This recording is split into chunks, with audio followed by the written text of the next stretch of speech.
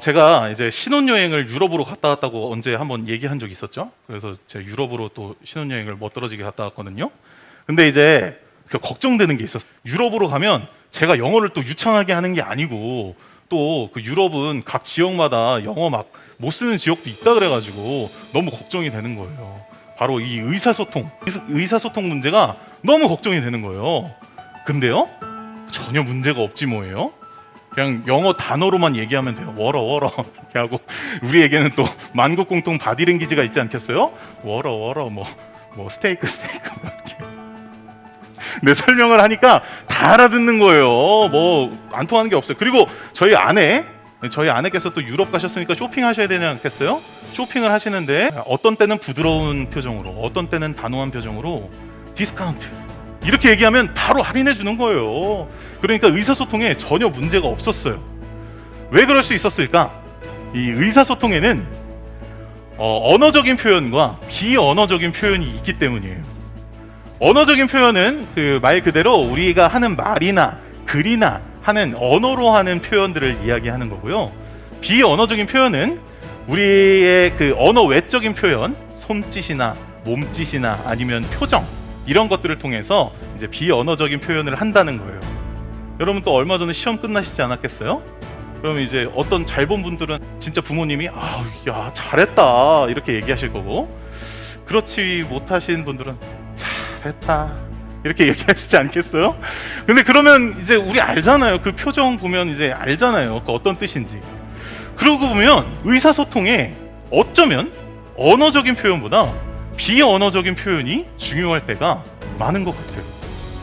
그러니까 이 관점에서 다시 오늘 본문을 살펴보면 호세아서에 나와 있는 이스라엘 백성들의 1절부터 3절까지의 고백은 언어적인 표현으로는 훌륭한 회개의 모습이었어요.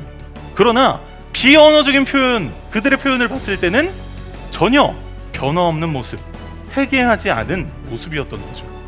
그러니까 1절에서 3절까지의 고백하고 있는 이 이스라엘 백성들에게는 언어적인 믿음은 있을지언정 비언어적인 믿음은 없었다는 겁니다. 말로는 하나님 얘기해요. 말로는 회개해요. 말로는 하나님이 주인이세요. 근데 비언어적으로는 그러지 못하고 있었다는 겁니다. 그들에게 비언어적인 믿음이 없었다는 거예요.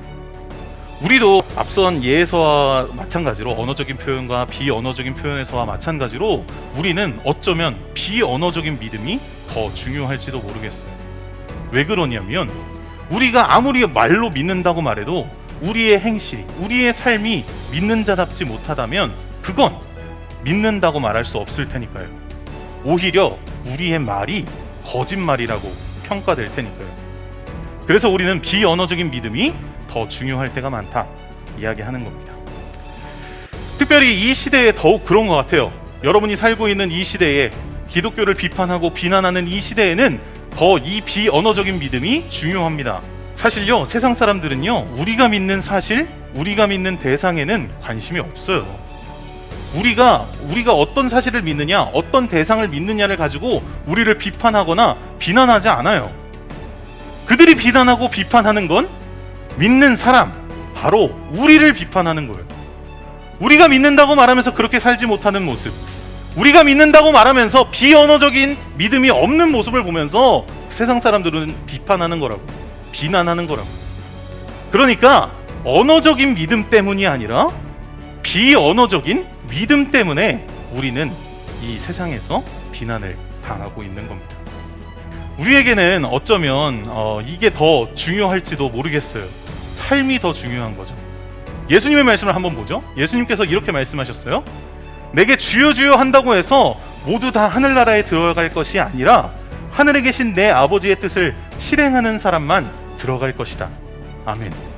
예수님께서는 나에게 주여 주여, 언어적인 표현으로만 믿음을 표현하는 그런 사람들이 아니라 하늘에 계신 내 아버지의 뜻을 실행하는 사람, 비언어적인 믿음을 보이는 사람만 이 하나님 나라에 들어갈 것이다 라고 말씀하고 계세요. 너무 무서운 말 아닌가요? 우리가 아무리 주님 예수님이 나의 주인이십니다, 예수님만이 나의 하나님이십니다 라고 말해도 우리가 그렇게 진짜 살지 않는다면 하나님의 나라를 들어갈 수 없다는 거예요. 그래서 이 시간 우리는 회개해야 합니다. 기독교의 믿음과 마찬가지로 회개는 머릿속에서만 일어나는 게 아니에요. 근데 회개는 돌이키는 거예요. 아예 우리의 삶의 방향성을 바꾸는 거라고. 지금까지 하나님께서 원하는 삶을 살지 않았다면 하나님께로 돌이키는 것이 회개라는 겁니다. 이건 실제적인 거예요. 머릿속에서 일어나는 일이 아닙니다. 이제 그렇게 살지 않기로 하는 거, 돌이키는 거, 하나님이 원하시는 뜻대로 사는 거, 살아내는 것이 바로 회개라는 겁니다. 우리는 이 호세아서 6장 1절에서 3절까지의 이스라엘 백성처럼 언어적인 믿음만 보이는 것이 아니라 이제는 진짜 돌이키어 비언어적인 믿음을 보여야 하겠습니다. 하나님께서는 우리가 그렇게 살아내기를 원하고 계십니다.